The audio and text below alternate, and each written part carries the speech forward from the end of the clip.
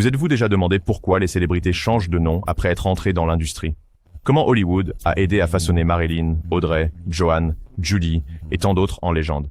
À l'ère dorée d'Hollywood, l'identité était une monnaie. Derrière chaque enseigne scintillante et visage intemporel se trouvait souvent une identité soigneusement élaborée. Des noms choisis non par naissance, mais par stratégie, survie et pouvoir de star. À l'âge d'or d'Hollywood, un nom pouvait faire ou défaire une carrière. Les studios ne se contentaient pas de recruter des acteurs, ils les rebaptisaient. Des rues brutes de Brooklyn, au foyer dévasté par la guerre des immigrants russes, ces stars désormais emblématiques se sont réinventées avec une signature. Marilyn Monroe. Elle est née Norma Jean Mortenson, un nom peu destiné à la célébrité.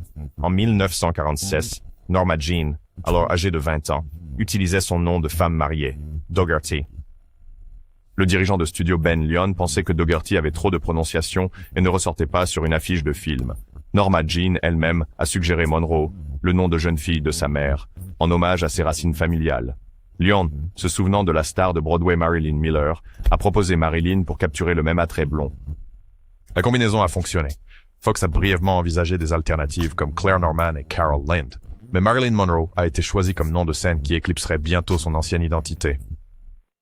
Des années plus tard, Marilyn a rendu hommage au rôle de Lyon dans sa renaissance, écrivant « Cher Ben, tu m'as trouvé, nommé et cru en moi quand personne d'autre ne le faisait. C'était un effort d'équipe de réinvention, et en 1956, elle l'a officialisé, devenant légalement Marilyn Monroe. » La timide Norma Jean avait disparu. À sa place se tenait Marilyn Monroe, un nom qui brille dans l'histoire d'Hollywood et suggère la vérité poignante qu'une légende était autrefois une jeune femme imaginant un nouveau soi. Audrey Hepburn. Avant qu'Audrey Hepburn ne devienne synonyme d'élégance, un réseau complexe de noms entourait sa vie précoce. Elle est née en 1929 sous le nom d'Audrey Kathleen Ruston. Mais pendant la Seconde Guerre mondiale, la jeune future actrice a assumé une identité complètement différente. Avec les forces nazies occupant les Pays-Bas, sa mère néerlandaise craignait que le prénom Audrey ne semble trop anglais. Dans un souci de sécurité, Audrey est devenue Edda van Heemstra, utilisant le nom de famille aristocratique de sa mère et un prénom néerlandais pour masquer ses origines britanniques. Ce pseudonyme clandestin lui a permis de survivre aux années de guerre, en dansant pour la résistance sous un nom d'emprunt. Quand la paix est revenue, son prénom de naissance aussi. Le père d'Audrey avait ajouté Hepburn au nom de famille des années auparavant, et Audrey a adopté Hepburn Ruston en tant que jeune adulte. Au moment où la délicate ballerine fut découverte pour le cinéma, elle se présentait simplement comme Audrey Hepburn, un nom épuré qui rappelait la royauté hollywoodienne. Pendant la guerre, j'étais Edda. Après, je suis redevenue Audrey, aurait-elle pu réfléchir. Aucun directeur de studio n'a dû intervenir. À la fin, c'est Audrey Hepburn qui est montée sur la scène mondiale, portant des traces d'une identité secrète de guerre, même en faisant de ce nom le sien pour toujours. Joan Crawford. Le nouveau nom de Joan Crawford est arrivé par le biais d'un coup de publicité hollywoodien. Née Lucille Fay Le Sueur, elle est arrivée chez MGM en 1925 avec un talent considérable mais un nom de famille que le studio trouvait problématique. Le Sueur me rappelle Sewer, se moqua le publiciste de MGM Pete Smith, et le directeur du studio Louis B. Mayer était d'accord. Déterminé à rebrandir la starlette ambitieuse, MGM a annoncé un concours nommé la star dans un magazine pour les fans, invitant le public à créer son nom de scène. Des milliers de propositions ont afflué. Le choix gagnant était initialement Joan Arden, mais lorsqu'il s'est avéré qu'une autre actrice revendiquait ce nom, la deuxième place a été déclarée victorieuse, Joan Crawford.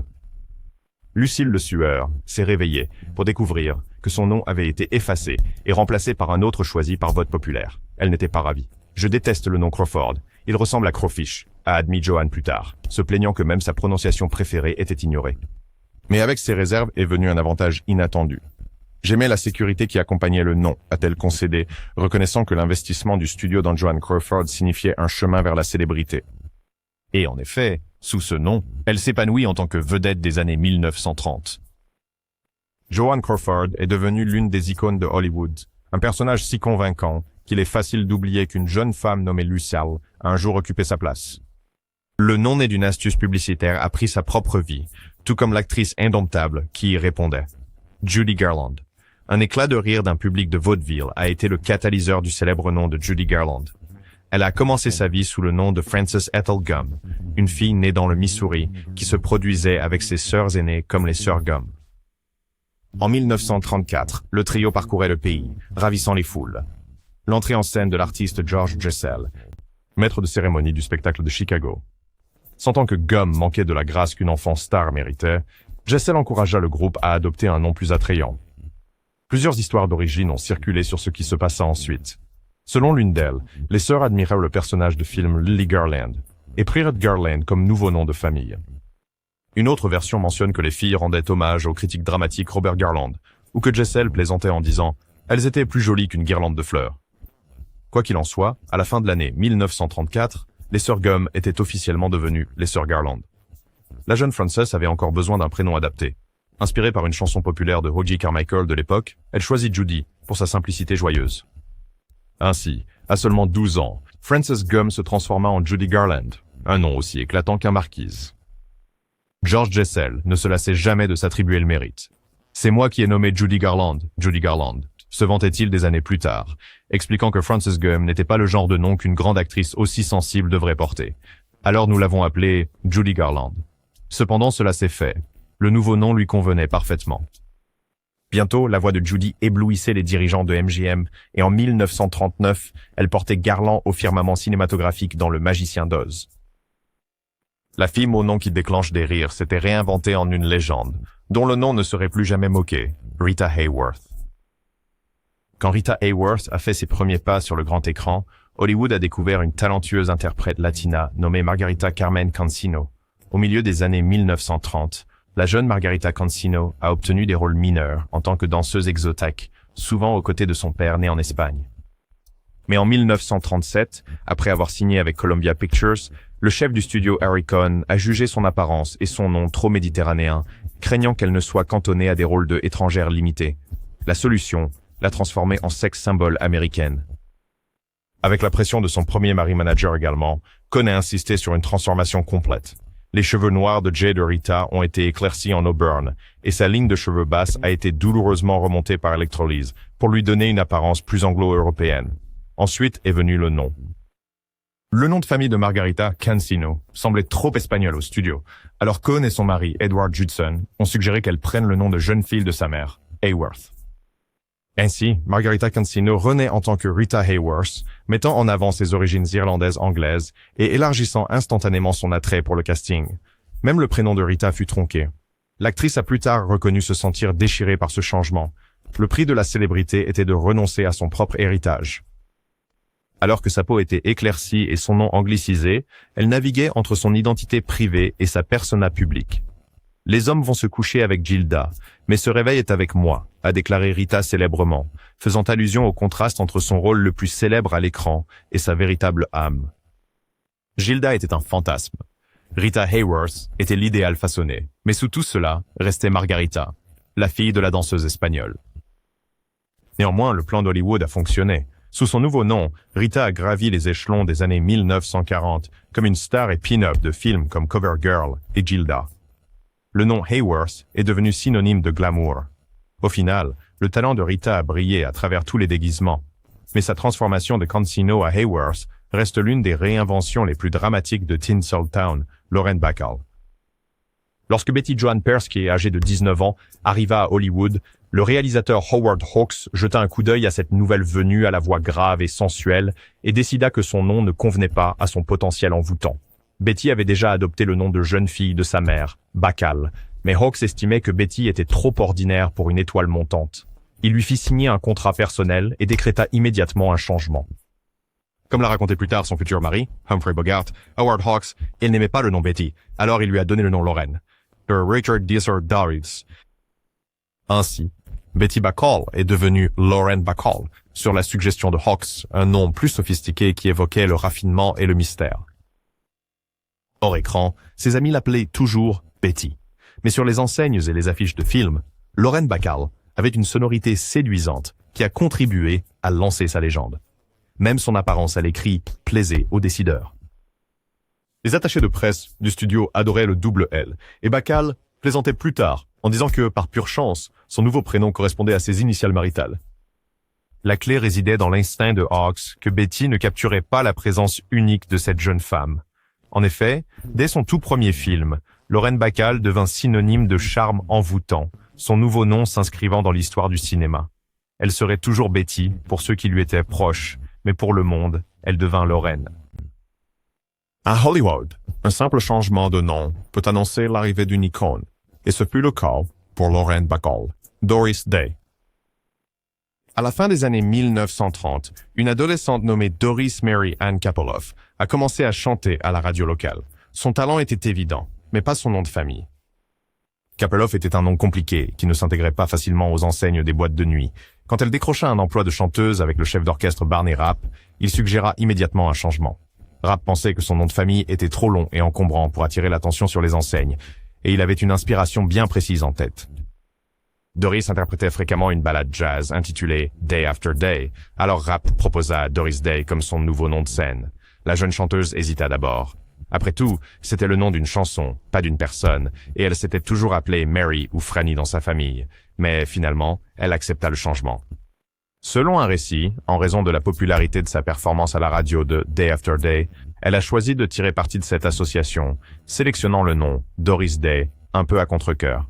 La transformation était subtile, mais percutante. Doris Day avait une allitération joyeuse et une connotation ensoleillée intégrée, correspondant parfaitement à sa voix chantante et à sa personnalité enjouée. Sous son nouveau nom, Doris connut un succès presque immédiat. Vers le milieu des années 1940, elle enregistrait des chansons à succès et, en 1948, jouait dans son premier film. Le public ne la connaissait que sous le nom de Doris Day, l'incarnation de la jeune fille sage américaine. En y repensant, Doris a reconnu que Kapoloff aurait été difficile à caser sur une étiquette de disque. En fait, plus tard dans sa vie, elle plaisantait, en disant qu'elle-même était contente que Rapp ait choisi Day. C'était court, joyeux et impossible à mal prononcer.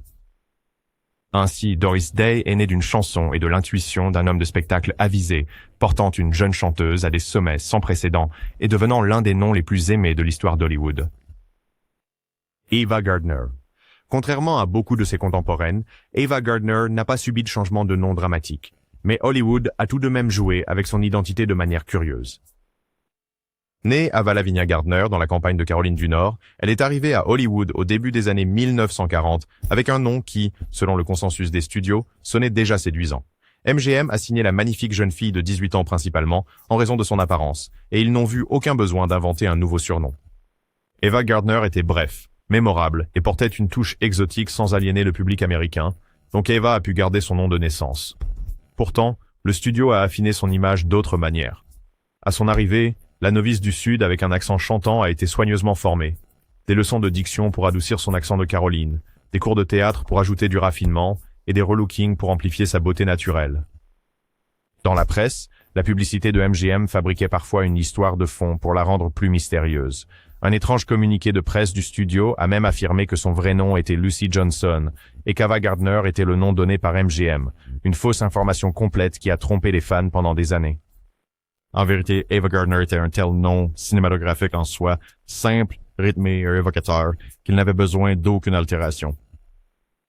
Alors que la célébrité d'Ava montait dans des films comme Les Tueurs en 1946, son véritable nom est devenu mondialement célèbre. Elle a un jour noté avec ironie que MGM avait envisagé de l'appeler autrement, mais avait finalement réalisé que rien ne pouvait mieux lui convenir qu'Ava Gardner. Dans une industrie d'identité fabriquée, celle d'Ava est restée agréablement authentique. Elle a prouvé que parfois, le nom que l'on reçoit à la naissance peut briller tout autant sous les projecteurs, à condition que la femme derrière ait un talent à la hauteur. Hedy Lamarr. Lorsqu'en 1937, l'actrice autrichienne Hedwig Kissler a fui l'Europe pour Hollywood, elle a emporté avec elle autant de scandales que de célébrités. Hedwig, âgée de seulement 23 ans, avait choqué le public en apparaissant nue dans le film européen Extase, gagnant le surnom de Dame Extase. Maintenant, à Hollywood, Mayer de MGM voulait transformer cette beauté sophistiquée en une star acceptable pour les sensibilités américaines. Premièrement, se débarrasser de Kissler, et même de Hedy, en faveur d'une identité entièrement nouvelle. La propre femme de Mayer eut une idée. Elle admirait une femme fatale de l'ère du cinéma muet nommée Barbara Lamarr, connue pour sa beauté éblouissante. Sur la suggestion de Madame Mayer, Mayer persuada Hedwig Kissler d'adopter le nom de famille Lamarr en hommage à cette star d'antan. Le prénom d'Hedwig fut réduit au simple Hedy. En un instant, une ingénue d'Europe de l'Est est devenue Hedy Lamarr, un nom que Mayer jugeait suffisamment glamour et libre des ombres d'extasie.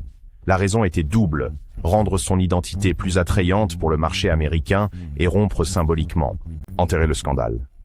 Pour se distancer de sa véritable identité et de la réputation de la Dame de l'Extase, il a choisi Lamar, comme le note une biographie. Eddie Lamar elle-même a accueilli ce changement, mais n'a jamais oublié ses racines. Sous son nouveau nom, elle fut présentée au monde dans le film Algier comme une inconnue exotique, et les spectateurs restèrent bouche bée devant cette beauté aux cheveux noirs de jais.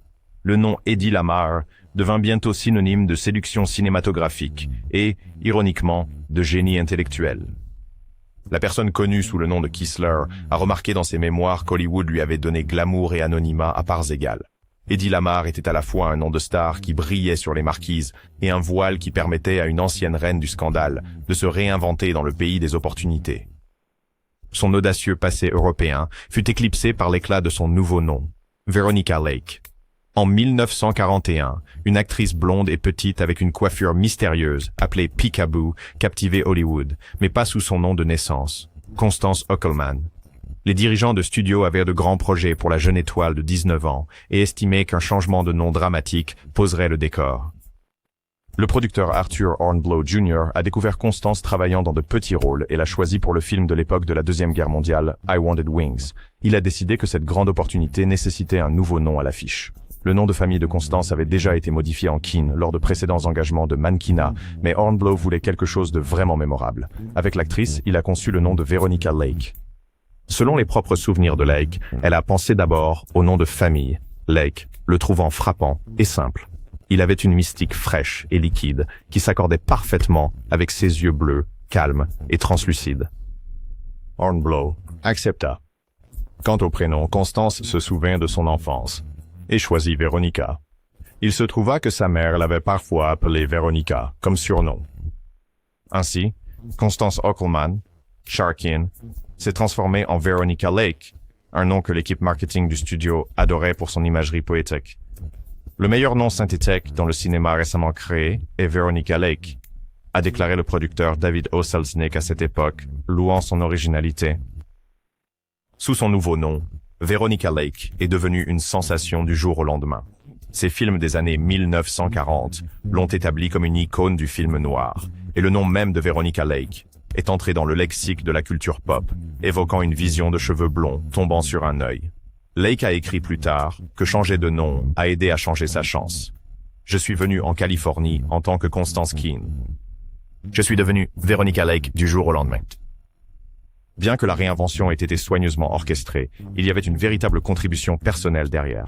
Veronica Lake était un nom de star que la star elle-même avait contribué à choisir. Ce faisant, elle a abandonné l'ordinaire Constance et est entrée dans la légende hollywoodienne en tant que la seule et unique Veronica Lake, Ginger Rogers. Tous les changements de nom à Hollywood n'étaient pas dictés par les magnates des studios. Certains se sont produits naturellement bien avant la célébrité. Ginger Rogers en est un parfait exemple. Elle est née en 1911 sous le nom de Virginia Catherine McMath, mais depuis son enfance, tout le monde l'appelait Ginger. Selon la tradition familiale, un jeune cousin incapable de prononcer Virginia aurait dit Ginja, et le surnom Ginger est resté à vie. Quand sa mère Leila s'est remariée en 1920, Virginia a pris le nom de famille de son beau-père, Rogers. À l'adolescence, la danseuse en herbe se produisait déjà sous le nom de Ginger Rogers, un nom aussi dynamique et mémorable que ses pas de danse. En fait, Ginger, âgée de 14 ans, a remporté un concours de Charleston au Texas sous ce nom et a lancé une carrière dans le vaudeville peu de temps après. Ainsi, lorsque Hollywood a fait appel au début des années 1930, la blonde énergique avait un nom de scène tout près que les studios ont trouvé idéal. Aucun changement supplémentaire nécessaire. Cependant, la transformation de Virginia McMath en Ginger Rogers est fascinante en soi. C'était un changement spontané, motivé par la famille et les circonstances, plutôt que par les départements de publicité. Ginger a plus tard reconnu combien ce changement était crucial. Après le divorce acrimonieux de ses parents et une enfance passée à être baladée entre des membres de sa famille, adopter le nom de famille de son beau-père représentait la stabilité. Elle ne se considérait plus comme une McMath. C'était Ginger Rogers, s'il vous plaît, et elle était destinée à accomplir de grandes choses, plaisantait un biographe à propos de son état d'esprit en tant que jeune artiste. Et en effet, en tant que Ginger Rogers, elle a dansé dans l'histoire d'Hollywood, aux côtés de Fred Astaire, complétant le duo célèbre, dont les noms sont à jamais liés. Les spectateurs ne savaient probablement jamais qu'elle avait été appelée autrement. Le cas de Ginger montre que parfois un surnom né de l'amour et un changement de nom de famille pragmatique peuvent créer le nom d'une star de manière organique. Carole Lombard. Le nom élégant de Carole Lombard a évolué par étapes, reflétant l'ascension de l'actrice d'une fille de petite ville à la royauté d'Hollywood. Elle a commencé sous le nom de Jane Alice Peters, un garçon manqué plein de vie de l'Indiana. Lorsque Jane a commencé à jouer dans des films muets à petit budget durant son adolescence, son premier studio, Fox Films, considérait que Jane Peters était un nom trop simple pour leur future starlet. Selon les souvenirs de Lombard, le légendaire producteur David O. Selznick et l'impresario de théâtre David Belasco réfléchissaient à son nom lorsque Belasco secoua la tête. « Elle ne peut pas continuer comme Ruby Stevens. Ça ressemble au nom d'une reine du burlesque, dit-il. Oups, en la confondant avec une autre actrice, Ruby Stevens. En réalité, la jeune Jane Peters avait brièvement été présentée comme Carole chez Fox, et Lombard fut choisie en hommage à une amie de la famille. On dit que Jane a choisi Lombard d'après une vieille connaissance, Harry Lombard, espérant que cela sonne distingué. En 1925, elle apparaissait dans les crédits comme Carole Lombard. Le dernier ajustement est survenu vers 1930. Une faute de frappe d'un publiciste sur un programme de théâtre aurait ajouté un « E » à son prénom, l'imprimant comme Carole. Plutôt que de le voir comme une erreur, l'actrice aimait cette petite touche. Cela donnait une note de sophistication française. Ainsi, Carole est devenue Carole, et la Carole Lombard que nous connaissons est née. Elle a officiellement adopté le nom en 1936, à une époque où elle était une star des comédies loufoques et la moitié du couple le plus en vue d'Hollywood. Lombard plaisantait souvent au sujet de son changement de nom. Dans une interview, elle a plaisanté que l'ajout du « E » était sa façon de équilibrer mon nom, comme un bon titre. Que ce soit par chance ou pur talent, Carole Lombard est devenue un nom vénéré, ornant des classiques comme My Man Godfrey. Il est difficile d'imaginer l'histoire du cinéma sans elle. De Jane à Carole, chaque version a marqué un pas vers l'immortalité. La forme finale, Carole Lombard, brillant éternellement comme la reine de la comédie loufoque. Anne Sothern. Anne Sothern était la troisième identité d'une fille du Dakota du Nord, née Harriet Arline Lake. En tant que jeune artiste au début des années 1930, Harriet Lake a connu un certain succès, apparaissant même à Broadway. Mais quand Hollywood a appelé, une transformation était nécessaire. Elle a obtenu un contrat avec Columbia Pictures en 1934. Le patron de Columbia, Harry Cohn, cherchant à la transformer en une actrice principale, a décidé qu'un nouveau nom et look l'aiderait. Les cheveux de Harriet ont été décolorés en blond platine, la rapprochant de l'archétype de la bombe, et le studio a changé son nom en Anne Sothern dans le cadre du package.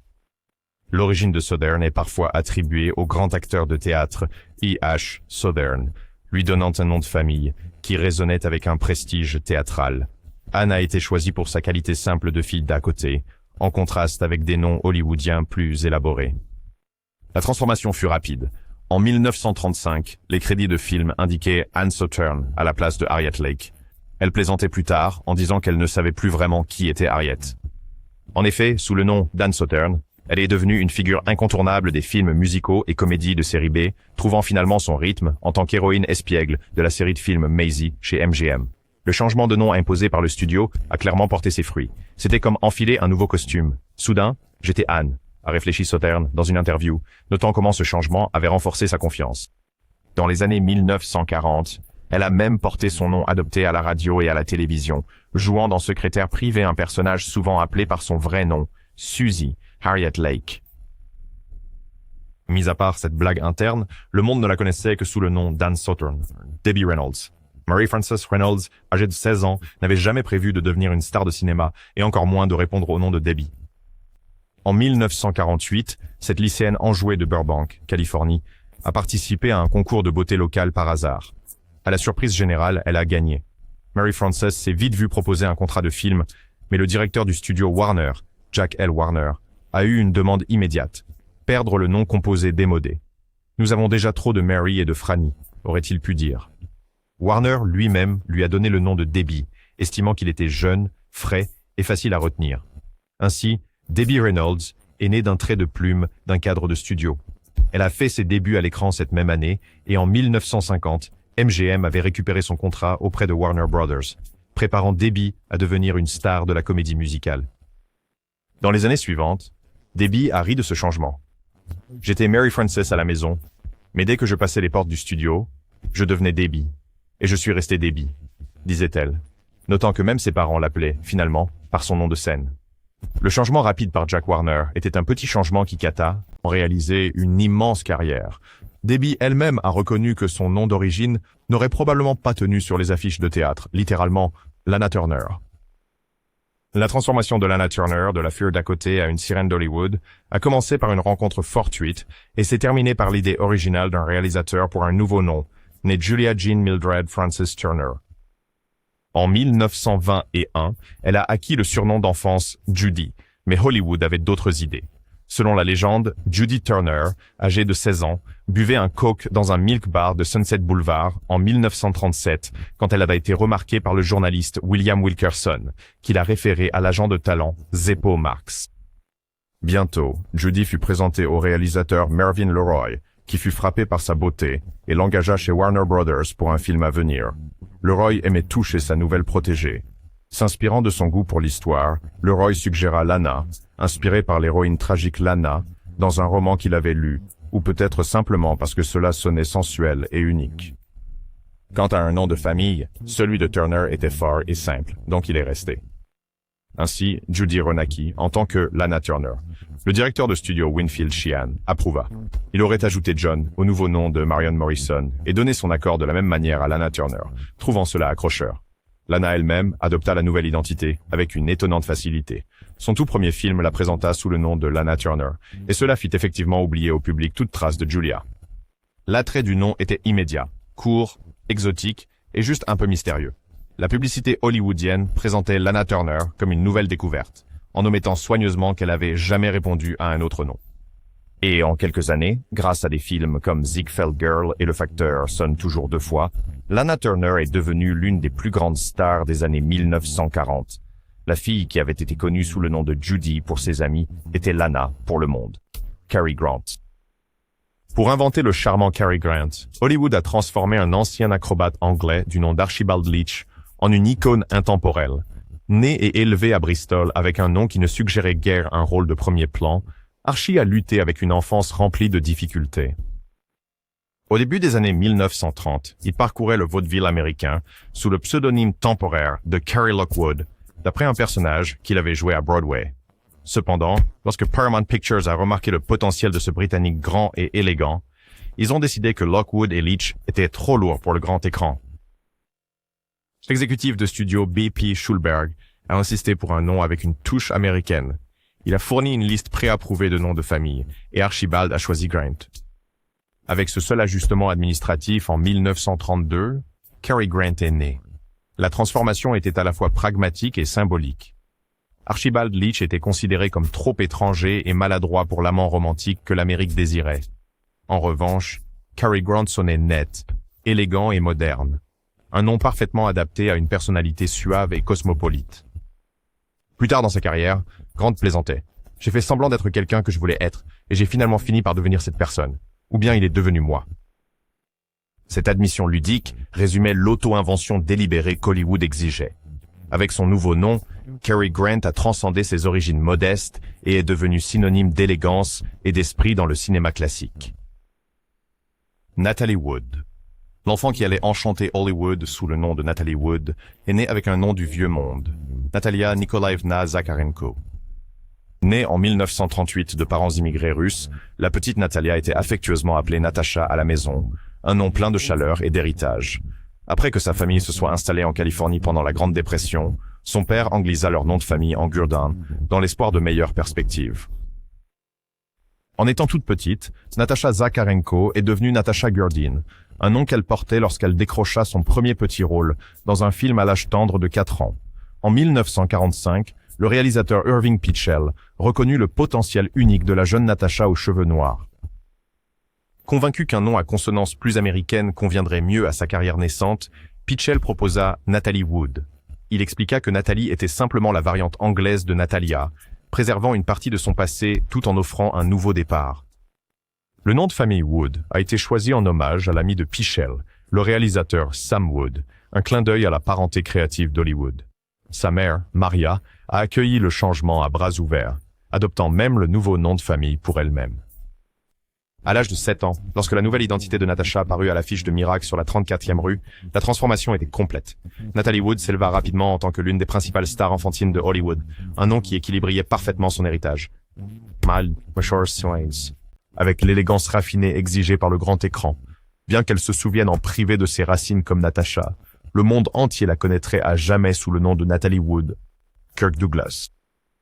Né Isur Danielovitch de parents juifs immigrés pauvres, le futur Kirk Douglas a affronté le poids d'un nom étranger dans une époque de préjugés. Ayant grandi à New York en parlant le yiddish à la maison, le nom d'Isur était un rappel constant de son statut d'étranger.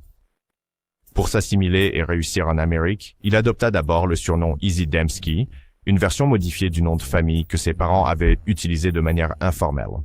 Cet alias l'aida à naviguer dans la vie alors qu'il étudiait à l'université St. Lawrence et à l'Académie américaine des arts dramatiques, tout en nourrissant des rêves de carrière d'acteur. Au début de la Seconde Guerre mondiale en 1941, Easy s'est engagé dans la marine. Avant de partir, il a fait un changement décisif. Il a légalement changé son nom en Kirk Douglas.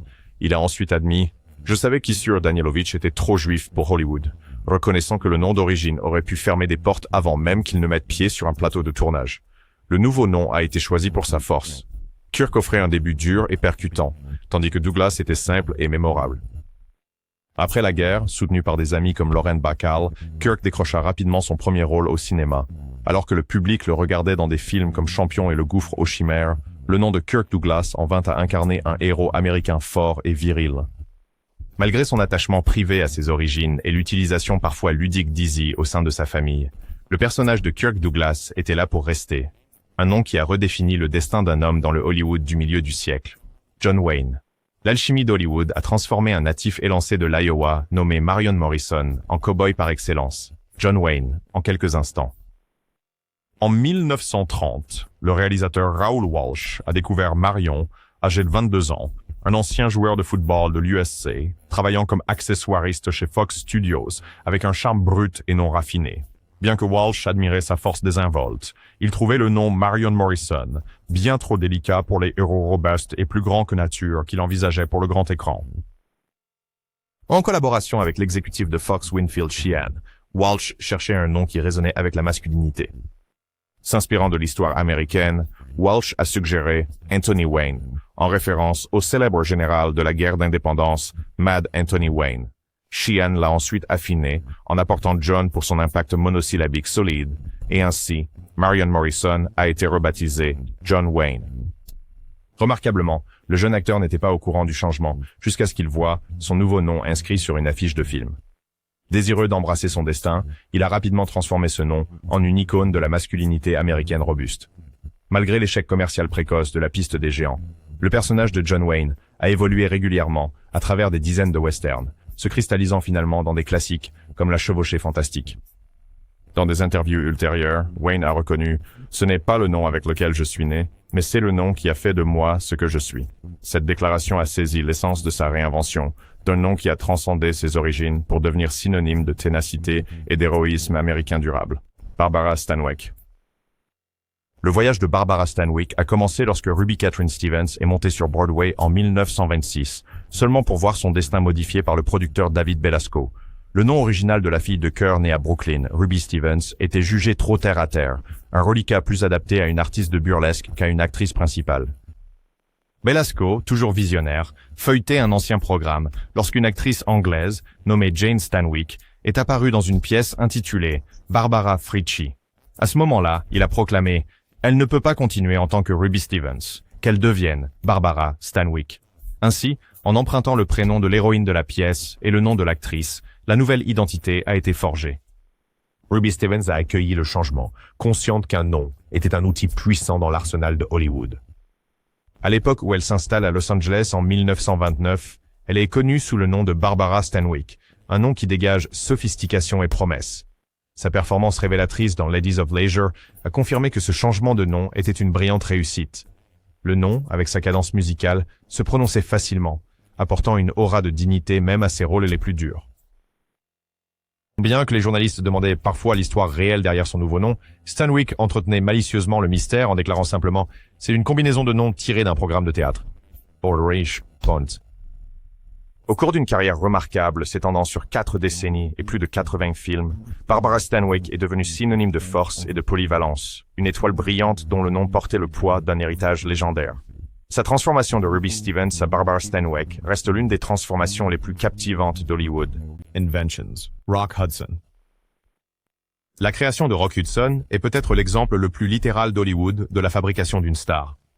En 1947, Roy Harold Scherer Jr., un camionneur grand et robuste de l'Illinois, est arrivé à Los Angeles avec des rêves de célébrité au cinéma.